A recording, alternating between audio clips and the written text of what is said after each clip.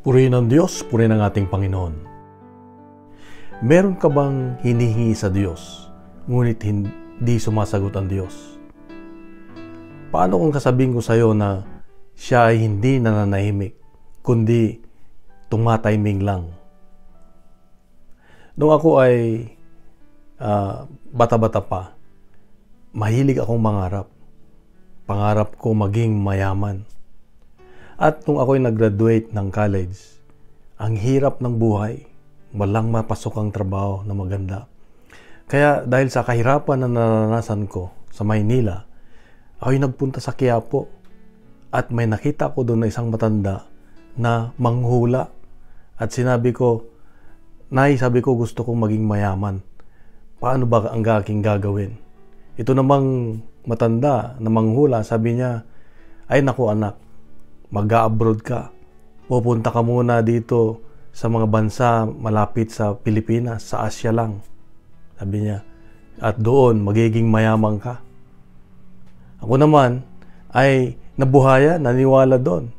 Buti na lang, meron akong na-attendan na isang Life in the Spirit seminar na binuo ng Catholic Charismatic Renewal Ministries, yung Love Lock.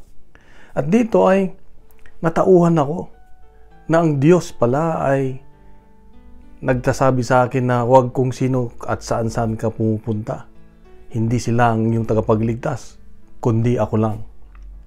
Kaya dito ko nakita na ang Diyos pala ay dapat siya yung ating tagapagligtas sa lahat ng bagay.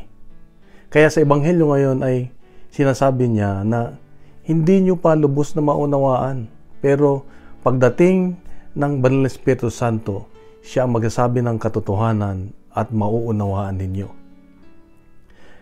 Pag ang isang bata ay may katanungan sa buhay, pag maliit pa, hindi mo siya pwedeng turuan ng paano magbayad ng tax, paano mangutang, dahil hindi pa niya maunawaan. Dahil mayroong proseso, mayroong tamang oras. At pag naabot niya yung tamang oras, doon lang niya maunawaan ang lahat. Ganon din tayo. Sa ating buhay, hindi lahat ng mga hiningi natin sa Diyos ay biglang ibinibigay ng Diyos. Merong timing, mayroong oras. Kung alam niya na kaya mo nang tanggapin at makakaya mo na buhatin ang responsibilidad, ibibigay niya. Parang sugat. Yung sugat pag ikaw ay nagkaroon ng operasyon, hindi ka pwedeng tumakbo kaagad. Kailangan mo ng oras para makarecover, gumaling. Ganun ang ating spirito. Hindi dahil nagbago ka na magiging okay ka na kaagad. Hindi. Dahil merong proseso ang pagbabago sa buhay. At ang buhay natin ay hindi ang Holy Spirit, ang Banal na Espiritu Santo ay parang hindi katulad ng Google search na pag may tinanong ka, gusto kong maging ganito, hindi Google search, ibibigay niya agad. Pero ang Holy Spirit, hindi siya ganon. Gusto niya yung step by step.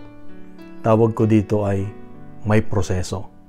Kaya isa sa mga natutunan ko sa buhay ay kung meron akong inaasam sa buhay, sasabihin ko sa Diyos. Pero hihintayin ko, pagdadaanan ko yung proseso niya. Kung mabagal, okay lang. Kung wala pa, okay lang. Ako'y magtitiwala sa Diyos. Yun ang susi dito sa paghihintay, yung tiwala. Ito ang sinasabi ng Diyos. Huwag kang mainip. May panahon ang Diyos, may tamang oras ang Diyos. At ang gagawin lang natin ay magtiwala sa Kanya. Kaya kapatid, ito ang paalala ng Diyos sa akin ngayon. Kung meron kang hinihintay, hindi dahil hindi siya sumasagot, meron siyang tamang panahon at magtiwala ka sa Diyos dahil ito ang ikabubuti mo.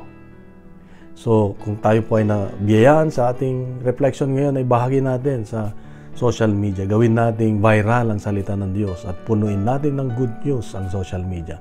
Sa mapagpalang araw sa iyo at sa mga mahal sa buhay. God bless. God is good.